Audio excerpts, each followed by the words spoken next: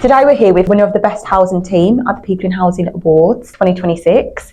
Gareth, thanks so much for coming on. I'm Gareth Sinnett. I'm the Income Service and Money Advice Manager at Bournville Village Trust. So I'm here today to obviously talk to you about the team, about our approach and how the awards has benefited us. Can you tell us a bit about your role and a bit about the team that you're currently leading? Yes, so we're a social housing provider in the south of Birmingham. I manage the Income Service and Money Matters team. So the approach we take is to really look at how we can support residents and guide them through any financial issues they may be having. It's to do with rent collection, but we do aim to take enforcement as a last action, a last approach, and really try and get to know our residents and try and take a holistic approach to supporting them through any financial difficulties they may have. And then you were named the Housing Management Team of the Year at the People in Housing Awards, which is amazing. What do you think was the biggest reason your team stood out? We do aim to take that support first approach, collection with care. We really try and put the residents at the centre of what we do, really understand what difficulties the residents may be having and really support them through that process. Residents lead very complex lives, as do everyone, and really understanding what are the drivers for them, what are the pressures they're feeling, and how we can best support them through that, whether it's they've recently lost a job or there's been a bereavement, ill health. There's lots of different factors that can impact on somebody's ability to sustain their tenancy. So improving those relationships, understanding our customers is key to our approach, but putting the resident at the centre of what we do as opposed to following a sort of enforcement approach. It adds to the drain on resource, if that's the right word, because you're having to take a lot more interactions with residents, but ultimately I think it's best for the residents so they feel as though they're being heard, they've got a voice, they've got somebody who tries to understand this situation. I think it's better for the team because they develop those relationships with residents, and ultimately in the long run, if you put in those hard yards early on, develop those relationships, then it leads to good performance as well and better rent collection. So all around, I think it's the right thing to do. It also improves performance. Of course, because I feel like the residents would be a bit more comfortable to come to you once you've built that rapport with them, if they're having any money problems, because I feel like some people might shy away from it and that's when the debt might build up. So absolutely. It's nice that you build that rapport. Do you do quite a lot of signposting as well? Yeah, absolutely. I mean, half the battle with income is building that relationship. If a resident feels they can call you when they're having financial difficulties, that's half the battle, rather than sort of burying their head in the sand or hiding away. And we have the enforcement side, but we really try and steer away from that if possible. Often issuing enforcement letters can have an adverse effect. It can lead to residents being scared to contact us, being worried, add to that stress, and can lead to poor performance. So really developing that relationship is key to service delivery. Of course, 100% I agree.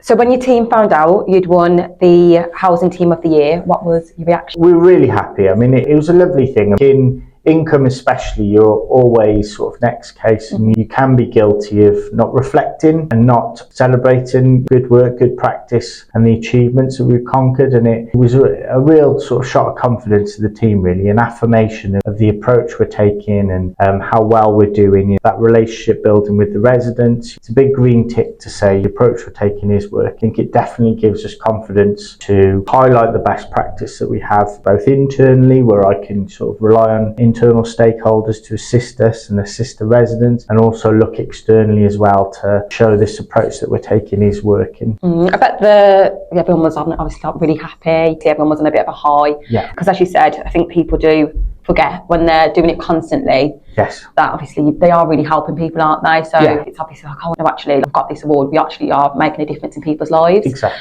That's always a positive. And then since winning the award, has it changed anything for the team? Well, I think it sort of gives us that, it's an affirmation of our approach, really, that we feel what we're doing is the right thing, taking the right approach, and it gives us that confidence to continue to deliver those outcomes for residents into the future. There's financial difficulties in the economic climate at the moment, so those pressures on residents are to remain. So having that affirmation really gives us confidence to move forward and continue with this approach and really embed what we've laid the groundwork down for now and sort of really continue to achieve those good outcomes. So in your submission, you stated you had more than 22,000 conversations last year, which is a lot of conversations to be had. What do those conversations tell you about the pressures residents are facing today, especially with cost of living and everything like that? Obviously after COVID as well. I know COVID seems like it was ages away, but it's still having that domino effect, isn't it? Like I've touched on before, residents lead complex lives, so often under pressure for various different things. I think historically as a sector, income teams could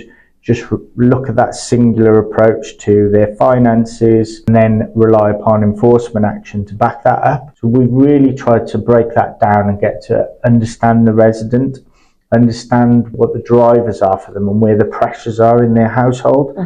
Be it somebody could have mental health issues or ill health, other financial pressures, children, people lead complex lives. So we need to tailor our service to take that holistic approach and look at their whole circumstance as opposed to just focusing on that individual financial situation. I think is a much better approach. I think the residents appreciate it.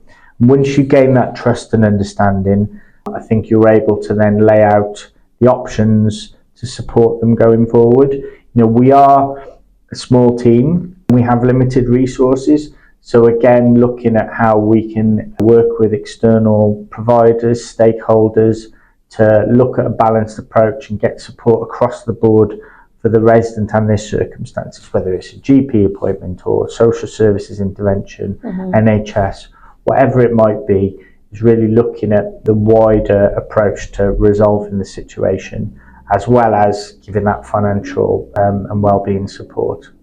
I like about Bournville as well, even though you guys are quite small, you still got a really nice structure in your team, in your income team. You've got a money matters team, and then you've got the income team as well. Yes. Even with some big organisations that we do work with, sometimes they just have an income recovery team. Yes. And obviously their job isn't just to do the enforcement, they do like the signposting and stuff, but you've actually got a dedicated team that helps with the money advisory and actually builds that rapport. And obviously then you've got the income officers and stuff, which is also good. Have you always had a money matters team, or is that something that you've gradually brought on? You know, when I first started in social housing, which is far too long ago, you didn't really have money advice teams back then, but then obviously after the back of the Welfare Reform Act and Universal Credit and changes to the benefit system, a lot of associations have looked to invest in money matters teams or money advice services for good reason. We're paid to understand the benefit system, and it's quite complicated, and I often get confused and misunderstand what residents can and can't do,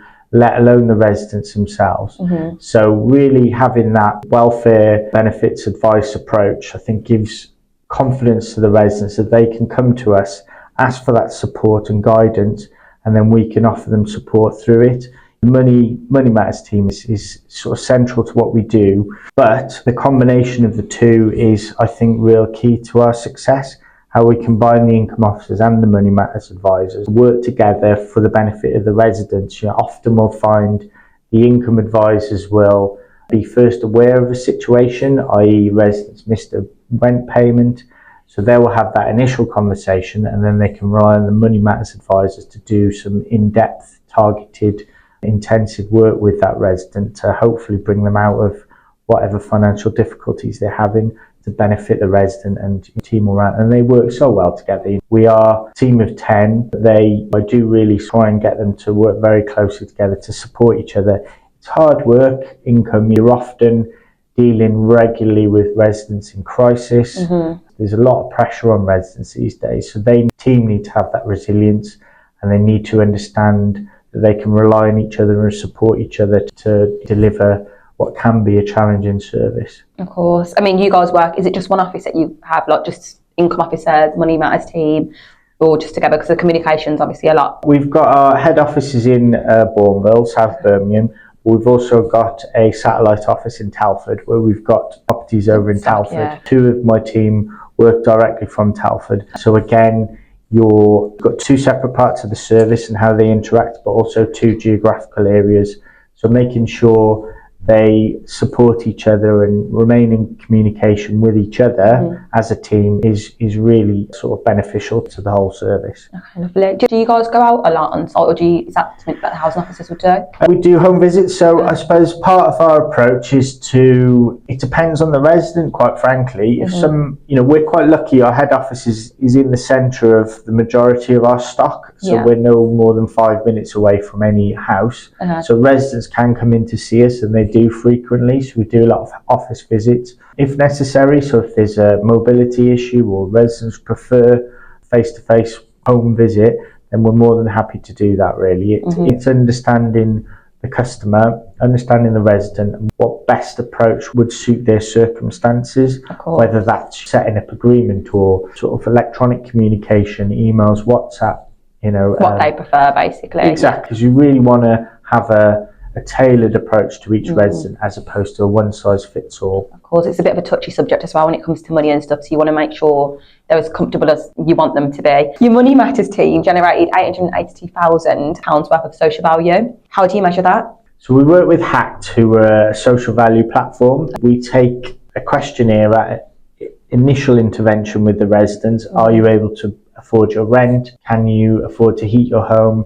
Certain questions like this, and then we will work with that resident, try to improve their financial circumstances, and at the end of our intervention, as we close the case, we would again questionnaire the residents in the same circumstances, and where there's been a change for the positive, we can then mark that, and each incremental change for the positive has a social value which HACT apply, which is a national metric. So we can then apply that to social value, which in this case was best part of £1 million worth of social value. So that's not direct value to the business, that's to the wider society. So if we're getting residents who can, for example, now afford to heat their homes, they're less likely to have health issues that might have a knock-on effect to the NHS, could then reduce the amount of money the government has to put in to support those residents. Okay. What does being resident focused actually mean to your team day to day? It's having that sort of real culture to understand our residents, to go the extra mile to help and support our residents through their financial circumstances. We also work very closely with our housing team and other departments at Bournville Trust to that sort of wraparound approach to resident circumstances. It can be a resource heavy approach, but I think ultimately it leads to better performance all around. The residents appreciate it, and we're able to achieve a lot more with the resources that we do have in taking that approach. Okay.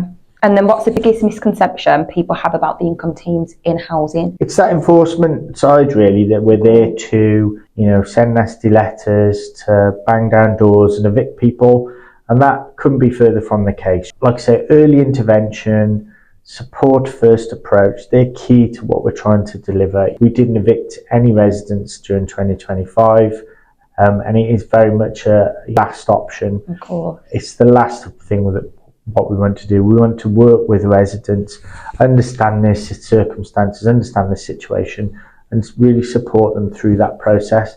And, off the back of COVID, when rent arrears did go really high, it did feel like a risky approach to take that, but it really paid dividends over the last few years. We've been able to develop those relationships, improve that trust and understanding, and then with that goodwill in hand, we can then move forward and continue to develop and offer that approach. And I think the approach has shown dividends in our overall performance, and we've seen a reduction in rent arrears over the last 2-3 years to our best ever point, which was where we are at the moment. Okay. Do you think COVID kind of helped you guys with your kind of how you dealt with income? During COVID, with court systems locking down, you really enforced to the level that we were used to. So it did force us to rely upon that sort of support first approach and taking that holistic approach to residents. And we've found that if we fully engage with that process, we were able to maintain performance in that manner. So following COVID and the last few years, we've really sort of lent into it. Genuinely believe that if you're able to take that approach, it's not a and or with performance. I think it does lead to better performance. The better you have a relationship with the residents and the better you understand your customers. And then looking ahead, what's next for the team and what are you hoping to achieve over the next 12 months? It's really to embed that culture, support first approach, early intervention. The economic climate shows no real signs of improving, so residents will continue to be under a lot of pressure over the next 12 months. See signs of fuel costs rising, how will that affect energy consumption? All of those things residents will have to towards or have increased payments towards, which will put pressure on household payments. It is very much using this award as a springboard to continue to offer that holistic approach to residents.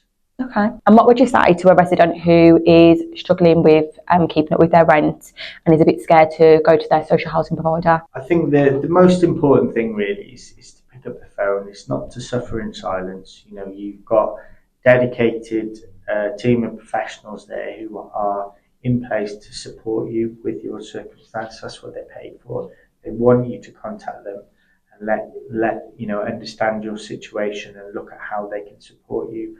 So there's a lot of support out there. There's a lot of pressure, a lot of difficulties, and we have a lot of empathy as to the situation, a lot of experience and expertise, and we're in post to support you through that process. So if you take anything from today, it's to we're on your side. We want to improve your situation. So pick up the phone, give us a call, and we'll do the rest. Okay, perfect. Amazing. Gareth, thank you so much for coming on the People in Housing podcast, and we'll see you soon. Thank you for having me. No worries.